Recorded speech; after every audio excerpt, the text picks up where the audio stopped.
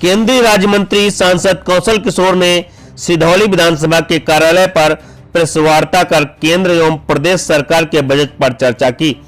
केंद्रीय राज्य मंत्री ने बजट की विशेषता को बताते हुए कहा कि ये हमारे लिए गर्व की बात है कि लखनऊ में मेरे संसदीय क्षेत्र मोहनलालगंज के अंतर्गत सरोजनी नगर विधानसभा में कानपुर रोड पर ब्रह्मोस मिसाइल यूनिट और डीआरडीओ लैब का निर्माण किया जा रहा है। रक्षा के क्षेत्र में भारत दिन पर दिन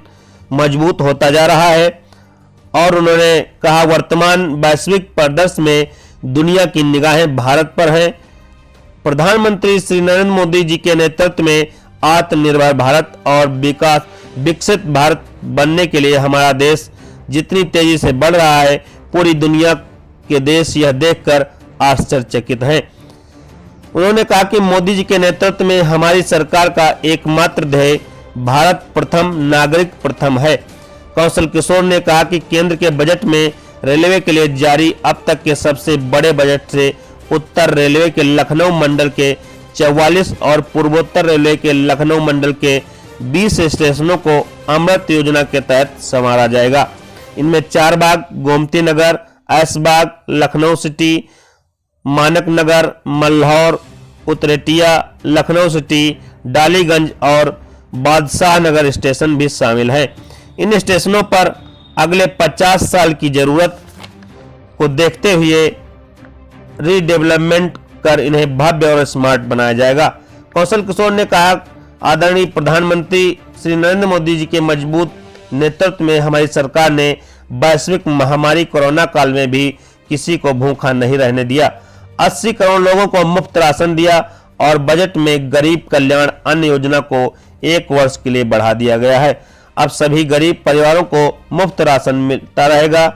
कौशल किशोर ने आगे कहा आदरणीय प्रधानमंत्री नरेंद्र मोदी के नेतृत्व में हाउसिंग फॉर ऑल के उद्देश्य से प्रधानमंत्री आवास योजना शहरी और ग्रामीण के माध्यम से सभी को पक्का आवास, इसके लिए भी बजट में 79,000 करोड़ रुपए की व्यवस्था की गई है।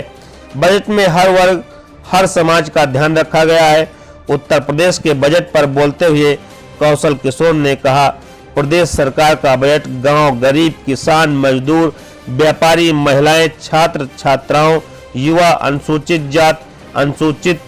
जनजात, पिछड़े वंचित और समाज के हर वर्ग के गरीबों के लिए हितकारी है और कहा आत्मनिर्भर भारत एवं विकसित भारत बनने की दिशा में उत्तर प्रदेश अग्रणी भूमिका निभाने का कार्य कर रहा है। बजट पर विपक्ष की प्रक्रिया पर कौशल किशोर ने कहा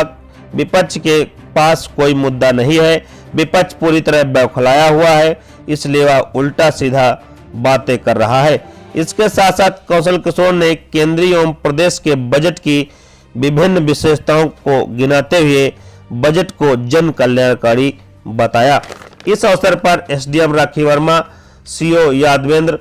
एलआईओ अनिल, अमित, सांसद प्रतिनिधि अमित मोहन, अशोक सिंह, मीडिया प्रभारी दुर्गेश सिंह, ललित मिश्रा, रामजीवन मौर्य, मनोज गौसेवावाला, प्रेमदीप जायसवाल, टिंकल, अभिषेक सिंह सहित सैकड़ों लोग उपस्थित रहे।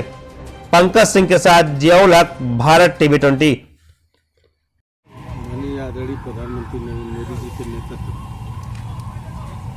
आदरणीय वित्त मंत्री श्रीमती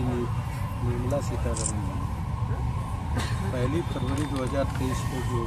पार्लियामेंट के अंदर बजट पेश किया, ये विकसित भारत बनाने और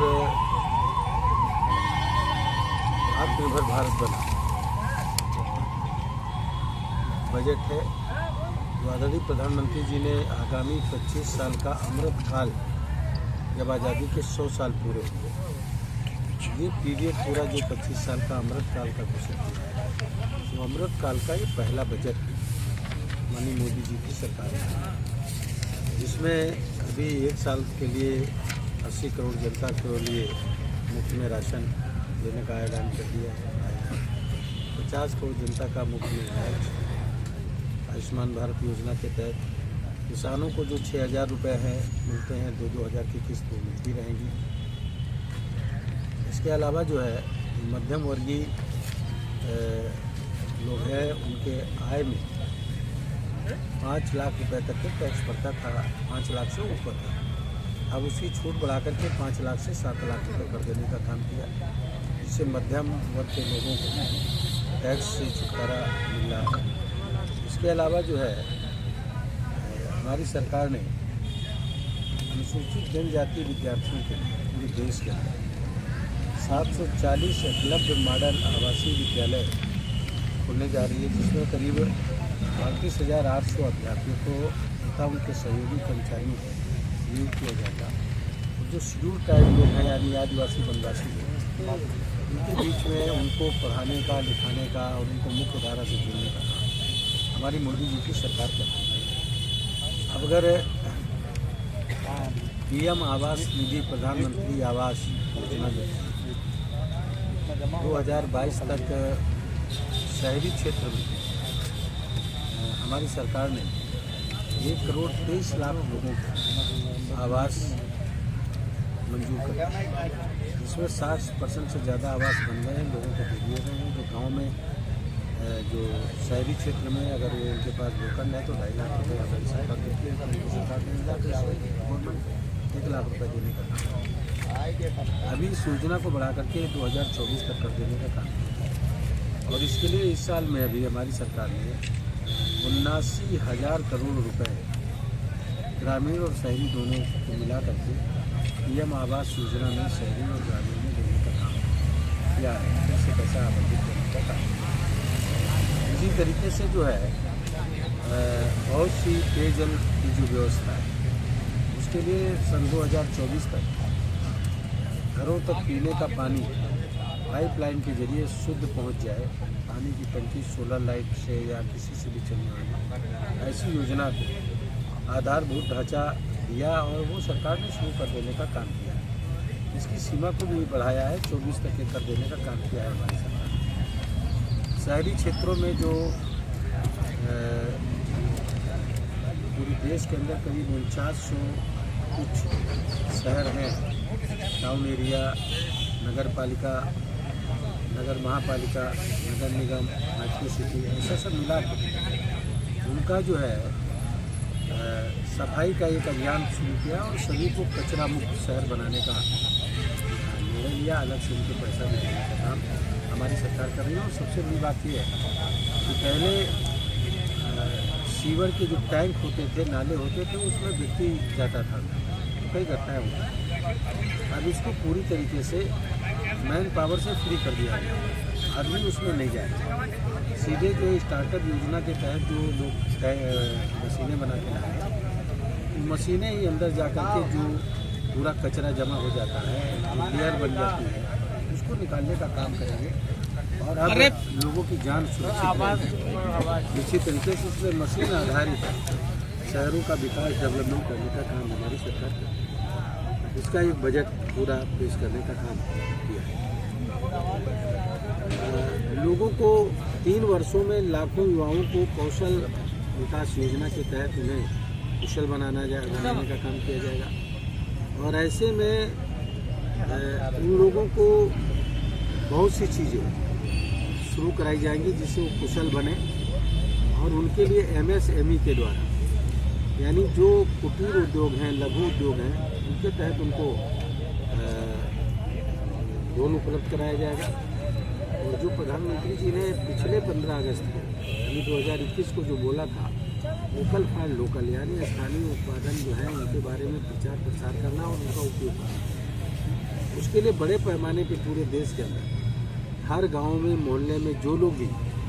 कुटीर उद्योग से जुड़ना चाहते हैं करें, उसके लिए हमारी सरकार लोन देने का काम करेगी, उसमें छूट भी देने का काम करेगी।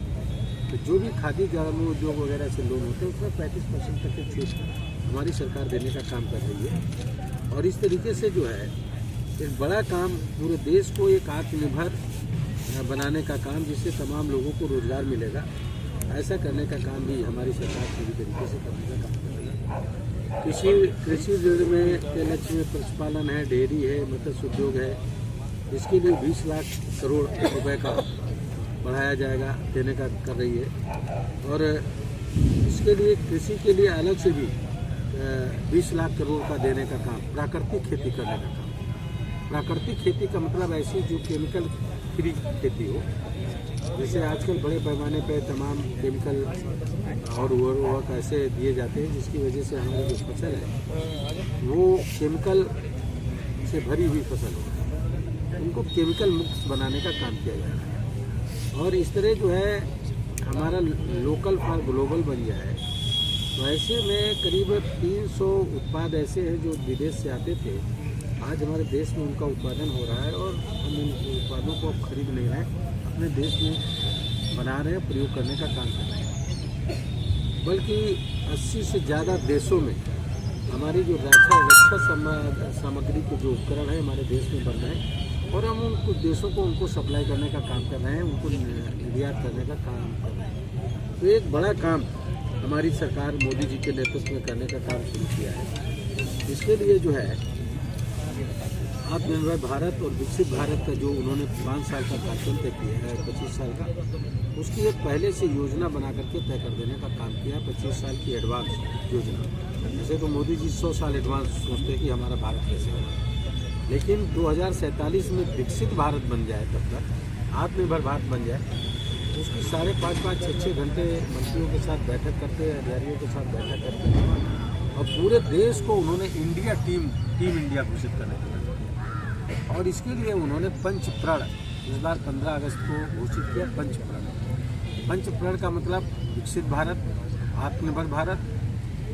गुलामी के जो अवशेष हैं उनको मिटाने का भारत, जैसे कि दिल्ली में इंडिया गेट पे जो जॉर्ज पंचम की स्टैचू लगी थी हटा करके वहाँ पर सुभाष चंद्र बोस जी की स्टैचू लगाना, जो की वे जिसको कहते थे यानी देश को चलाने वाला पूंजीपत राजपथ, उसका नाम बदल करके चौड़ी करके उसका कर्तव्य पथ रखना। वहाँ पर जो अस्तबल जहाँ पर घोड़े बांधे जाते थे और वहाँ पर सैनिक बैठते थे, सेंट्रल विस्टा के तहत मेरे ही डिपार्टमेंट के द्वारा आदरणीय प्रधानमंत्री जी के निर्देश पर बनाया जा रहा बना और सेना को हवाले कर देने का काम किया गया। तो इस तरीके से तमाम वो पूरे देश के अंदर जो ऐसे गुलामी के अवशेष हैं, उन गुलामी के अवशेषों को धीरे धीरे खत्म करना, ताकि एक आज़ाद भारत में लोगों को अपना संस्कृति का गर्व महसूस हो। तो पंचपर्व में जो हमारी अपनी संस्कृति है, अपना कल्चर है, उसका भी गौरवान्वित अपने को महसूस करें और उसकी रक्षा करना, उसको संरक्षण देने का काम है। इसके अलावा जो है अपने कर्तव्यों का निर्वहन करना, हमारी ड्यूटी क्या बनती है, गलत काम को रोकना, गलत काम के अगर कोई कर रहा है तो उसको रोकना, ऐसा चीज़ करना जो चीज़ें हमारे देश के लोगों को नुकसान कर रही हैं। हमारी ड्यूटी क्या बनती है, जैसे आदरणीय प्रधानमंत्री जी ने 15 अगस्त 2020 को कहा, एक सामाजिक न्याय और अधिकारिता मंत्रालय की तरफ से 272 जनपदों को चिन्हित करके नशा मुक्त भारत बनाने का अभियान शुरू किया। इस बार गृह मंत्रालय की तरफ से नशा मुक्त भारत अभियान के लिए 26 जनवरी को एक परेड निकाली गई जिसमें नशा मुक्त भारत की झांकी दी गई और सन 2013 से 2022 तक के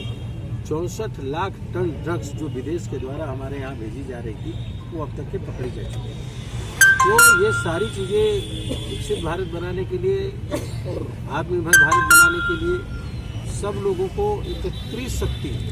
का संदेश देने का काम किया है।